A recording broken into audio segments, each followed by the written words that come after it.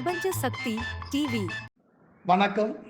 நான் 1984ஆம் ஆண்டு எழுதி வெளியிட்ட ராஜி இது உனக்காக நாவலை சம்யுக்தா கம்ப்யூட்டர்ஸ் திரு பிரேம்குமார் அவர்கள் ஆடியோ வீடியோவாக தயாரித்து வெளியிடுகிறார். நீங்கள் பார்த்து கேட்டு ரசியுங்கள். இந்த கதையில் வரும் பெயர்கள், சம்பவங்கள் அனைத்தும் கற்பனையே. இந்த நூல் தமிழ்நாட்டில் உள்ள எல்லா அரசு நூலகங்களிலும் கிடைக்கும். வீடியோ 8. ராஜி இது உனக்காக. ஆசிரியர் பிரபஞ்ச சக்தி பாலா. அத்தியாயம் 7. மீண்டும் ஹீரோ. பரீட்சைகள் முடிந்தவுடன் எல்லோரும் சேர்ந்து முதல்வர் தலைமையில் தேநீர் விருந்திற்கு ஏற்பாடு செய்திருந்தார்கள். எல்லோரையும் போல் தானம் 10 ரூபாய் கொடுத்தாலும் சந்திரன் அந்த கூட்டத்தில் கலந்து கொள்ளாமலே கிளம்பிவிட்டான். 2 மாத விடுமுறையே அவன் புத்தகங்கள் படிப்பது, குறிப்பு எடுப்பது, கட்டுரைகள், கவிதைகள் எழுதுவது ஆகிய காரியங்களில் ஈடுபட்டு செலவழித்தான்.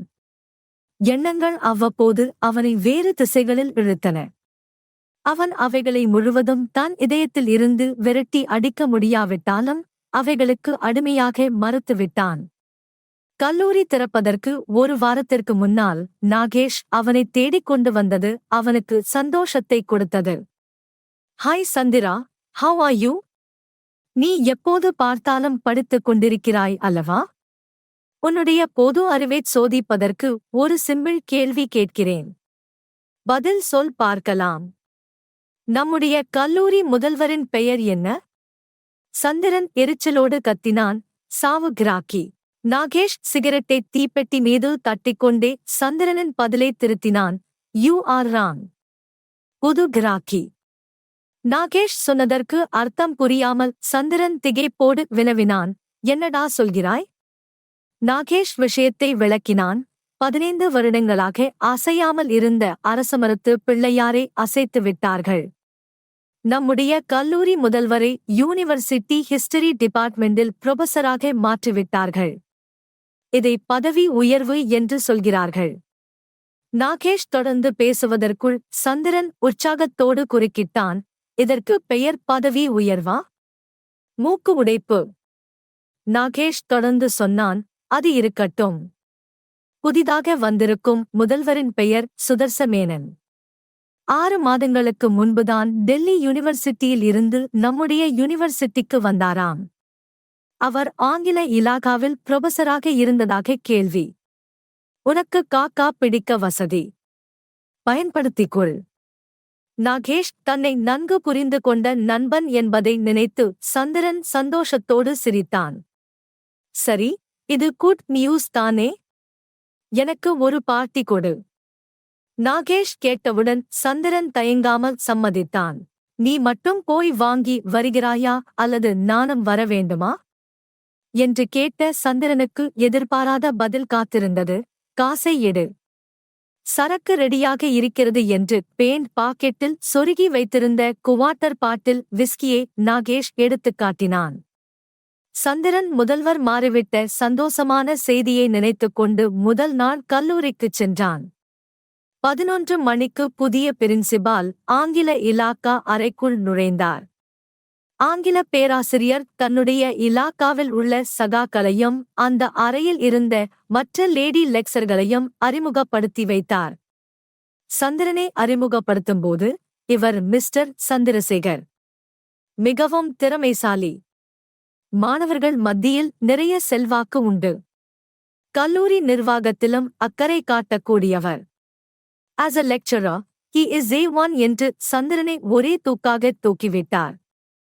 சந்திரனுக்கு உச்சி குளிர்ந்துவிட்டது.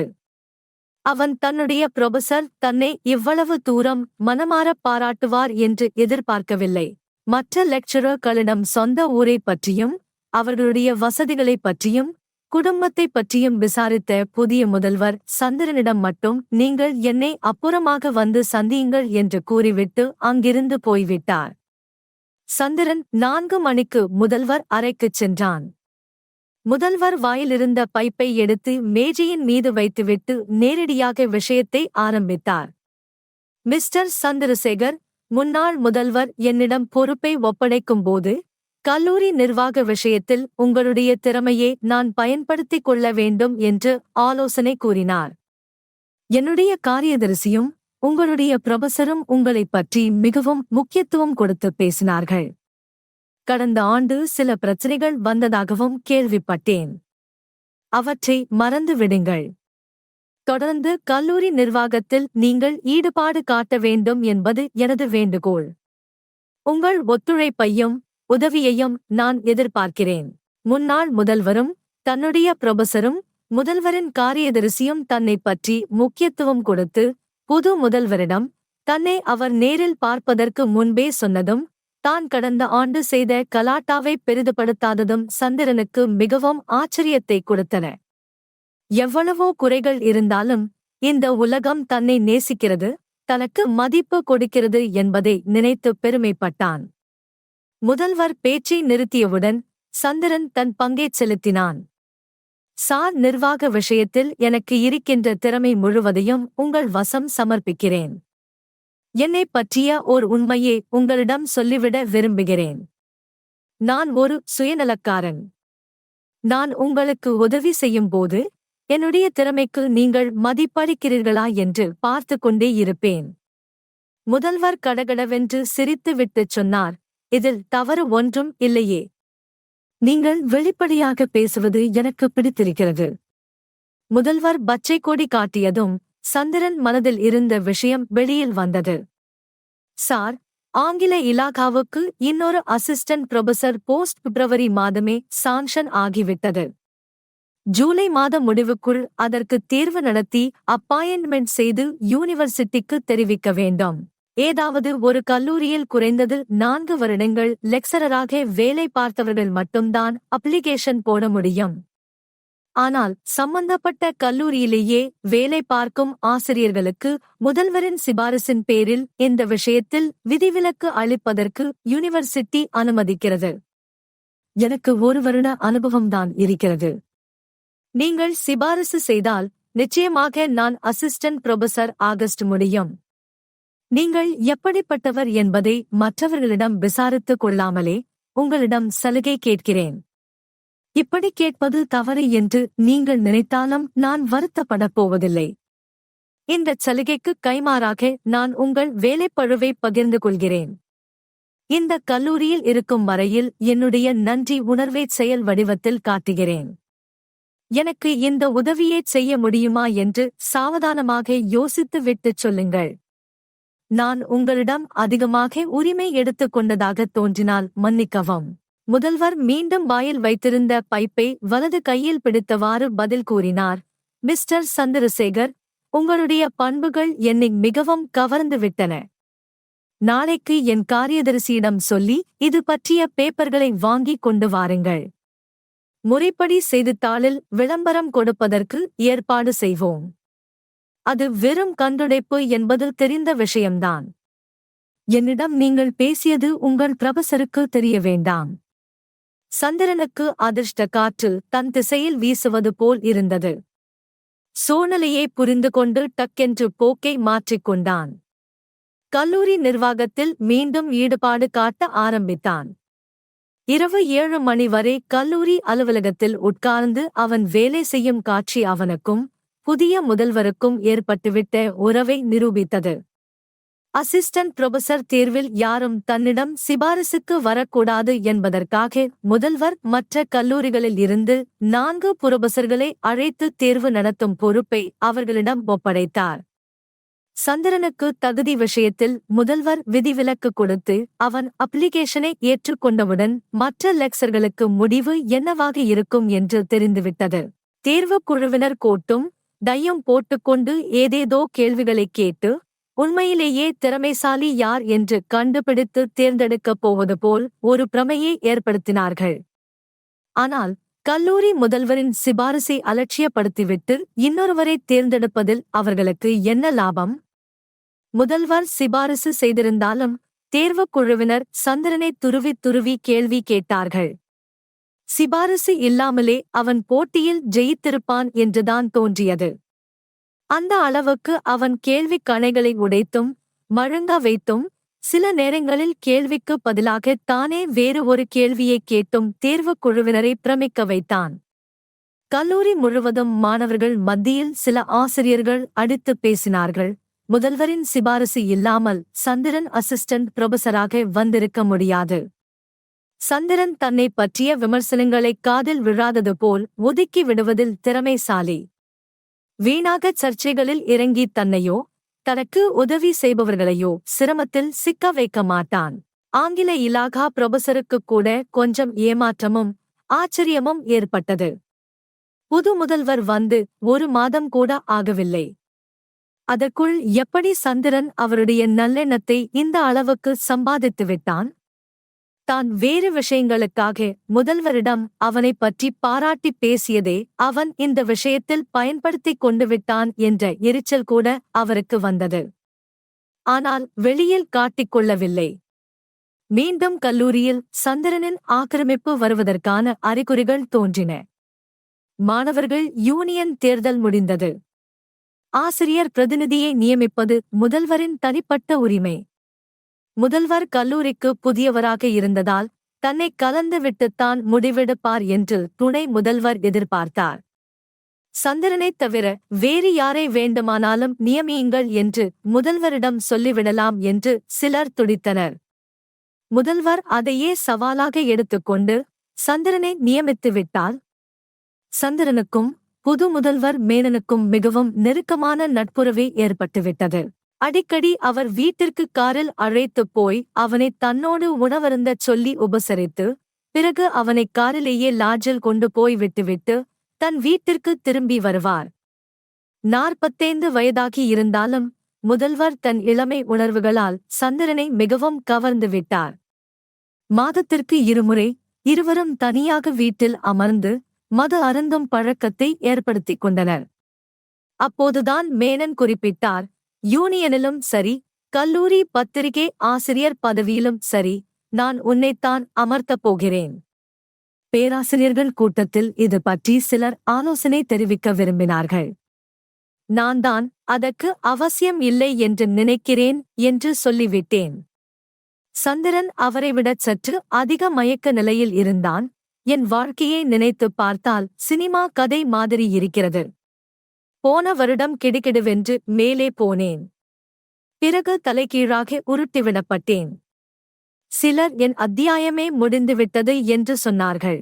நான் கூட இந்த கல்லூரி வேலையை ராஜினாமா செய்துவிட்டு ஏதாவது பத்திரிகை ஆசிரியராக வேலை தேடிக்கொண்டு ஆரம்பத்தில் வருமானம் குறைவாக இருந்தாலும் சுதந்திரமாக வாழ முயற்சிக்க வேண்டும் என்று தீவிரமாக சிந்தித்துக் கொண்டிருந்தேன். ஆனால் நீங்கள் காட்டிய அன்பும் எனக்கு கொடுத்த மதிப்பும் என்னுடைய திட்டங்களையும் எண்ணங்களையும் முழுவதும் மாற்றிவிட்டன. நீங்கள் காட்டுகின்ற அன்பும் நட்புறவும் நான் கற்பனை செய்து பார்த்த சுதந்திரமான வாழ்க்கையை மறக்க வைத்துவிட்டன.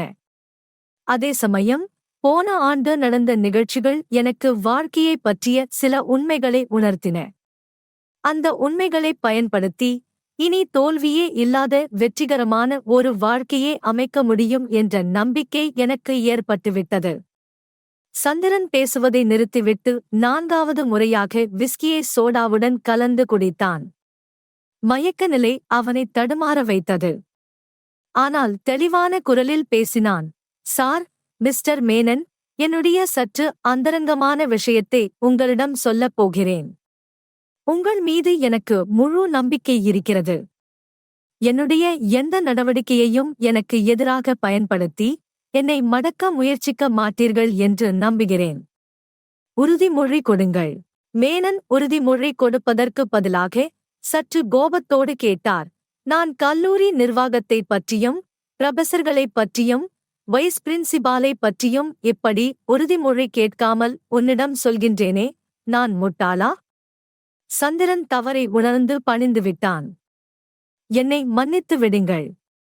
நீங்கள் என்னை விட உயர்ந்த நிலையில் இருப்பதால் உங்களை நம்புவதில் தயக்கம் காட்டினேன். மறைக்காமல் சொல்கிறேன். ஐ ஆம் இன் லவ். நான் இதற்கு முன் பல பெண்களைக் காதலித்திருக்கிறேன். ஆனால் அவர்கள் யாரையும் திருமணம் செய்யாமல் தப்பித்துக் கொண்டே வந்தேன். முன்பெல்லாம் பெண் உறவை நிரந்தரமாக ஏற்றுக்கொள்ள மறுத்தேன். இப்போது அந்த உறவை பலமாக பயன்படுத்த முடியும் என்ற நம்பிக்கை வந்துவிட்டது. திருமணம் செய்தால் அந்த பெண்ணுக்கு அடிமையாகி விடுவோம் என்ற பயத்தில் அதற்கு சம்மதிக்க மறுத்தேன். ஆனால் சமீப காலமாக திருமணம் செய்து கொண்டால் கூட என்னுடைய முன்னேற்றத்திற்கும் சுதந்திரத்திற்கும் பாதிப்பு ஏற்படாமல் வாழ முடியும் என்ற நம்பிக்கை வந்துவிட்டது. இந்த மாற்றத்திற்கு 2 காரணங்கள் உண்டு. 1. என்னுடைய திறமைகளை சராசரி மனிதர்களை விட அதிகமாக வளர்த்து கொண்டதால் ஏற்பட்ட தன்னம்பிக்கை. 2. நான் இப்போது காதலிக்கின்ற பெண்ணின் உயர்ந்த குணங்கள். மேனன் இதற்கு மேலும் தன் ஆர்வத்தை கட்டுப்படுத்த முடியாமல் கேள்வியைக் கேட்டார். யார் அந்த பெண்? சந்திரன் நாற்காலியில் சாய்ந்தாற்போல் தலையை நிமிர்த்தி நட்சத்திரங்களுக்கு மத்தியில் பிரகாசித்துக் கொண்டிருந்த நிலவின் முழுமையான தோற்றத்தை ரசித்த வண்ணம் பதில் சொன்னான். என்னுடைய டிபார்ட்மெண்டில் வேலை பார்க்கும் லெக்சரர் லட்சுமி. முதல்வர் சில நொடிகள் யோசித்துவிட்டு கூறினார். Very good, nice girl. நீ குறிப்பிட்டது போல் நல்ல குணங்கள் பொருந்திய பெண்தான். ஆனால் அவள் ஆந்திராவைச் சேர்ந்த பெண்ணாயிற்றே. சந்திரன் டக்கென்று நிமிர்ந்து உட்கார்ந்து கொண்டு அவரிடம் ஒரு நண்பனை வாதத்தில் மடக்குவது போல் கேள்வி கேட்டான். நீங்கள் கேரளாவைச் சேர்ந்தவர் ஆயிற்றே. நீங்களும் நானும் எப்படி இவ்வளவு நெருங்கிய நண்பர்கள் ஆனோம்? மேனன் சிரித்து விட்டுச் சொன்னார். இந்த பரந்த மனப்பான்மையை நீ திருமணத்திலும் காட்டினால் நான் உன்னை பாராட்டுகிறேன். உன்னுடைய பெற்றோர்கள், உறவினர்கள் இதற்கு சம்மதிப்பார்களா? சந்திரன் பதில் சொன்னான். என்னுடைய கருத்துக்களை மதிப்பவர்கள், என்னை விரும்புகிறவர்கள் மட்டும்தான் என் உறவினர்கள். உங்களுக்கு சம்மதம் என்றால் என் மனைவியோடு உங்கள் வீட்டிற்கு வருவேன். இல்லை என்றால் நான் மட்டும் தனியாக வருவேன். என்னுடைய உலகம் முழுவதிலும் லட்சுமியை நுழைக்க வேண்டும் என்றோ அல்லது அவளுடைய உலகம் முழுவதிலும் நான் பிரவேசிக்க வேண்டும் என்றோ நான் விரும்பவில்லை. என்னை விரும்புகிறவர்கள் எல்லோரும் அவளை விரும்ப வேண்டும் என்று கட்டாயப்படுத்த மாட்டேன். எங்களுடைய திருமண வாழ்க்கை சற்று வித்தியாசமானதாக இருக்கும். நான் என்னுடைய எண்ணங்கள், திட்டங்கள் எல்லாவற்றையும் இப்போது அவளிடம் தெரிவித்து அவளை குழப்ப விரும்பவில்லை. தேவையில்லாமல் அவளுக்கு பய உணர்வு ஏற்படலாம். முதலில் அன்பு காட்டி அவளை எனக்கு சொந்தமாக்கப் போகிறேன். எனக்கு சொந்தமான பிறகு அவளுக்கு தைரியத்தை ஊட்டி கூடவே வாழ்க்கையை பற்றிய எனது வித்தியாசமான கருத்துக்களையும் ஊட்டப் போகிறேன். நான் ஏதேதோ பேசி உங்களை போரடிக்கிறேன் சார். ஓகே. இன்றைக்கு நீங்கள் காரில் கொண்டு போய்விட வேண்டாம். நான் ஆட்டோவில் போய்விடுகிறேன். சந்திரன் புறப்படத் தயாரானான். மேனன் தன்னுடைய முக்கியமான சந்தேகத்தை தெளிவுபடுத்திவிட்டு சம்பாஷணையை முடிக்க விரும்பினார். அவள் திருமணத்திற்கு சம்மதித்து விட்டாளா? சந்திரன் சற்று அலட்சியத்துடன் பதில் சொன்னான். Don't worry sir. பாதி சம்மதம் வாங்கிவிட்டேன். மீதி சம்மதம் நீங்கள் கல்லூரியில் என் செல்வாக்கை உயர்த்துவதை பொறுத்து இருக்கிறது.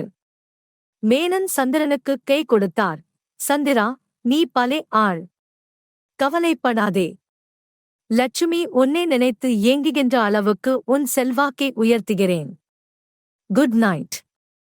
மறுவாரமே யூனியன் செயலாளருக்கான தேர்தலும் பத்திரிகை ஆசிரியர் குழுவுக்கான தேர்வும் நடந்து முடிந்தன. யூனியன் செயலாளர் யார் என்பதில் மாணவ மாணவிகள் அதிக ஈடுபாடு காட்டவில்லை. நிர்வாகத்தின் பிரதிநிதியாக சந்திரன் நியமிக்கப்படுவானா என்பதைத்தான் ஆவலோடு எதிர்பார்த்தார்கள்.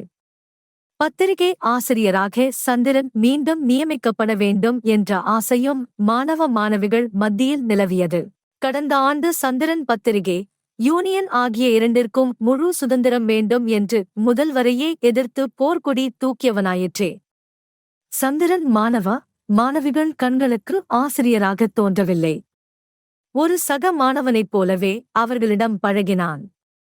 அசிஸ்டன்ட் புரொஃபசர் ஆன பிறகும் கூட அவன் மாணவ மாணவிகள் மத்தியில் ஜோக் அடித்து சிரிக்க வைக்கும் குறும்புத்தனத்தை விடவில்லை.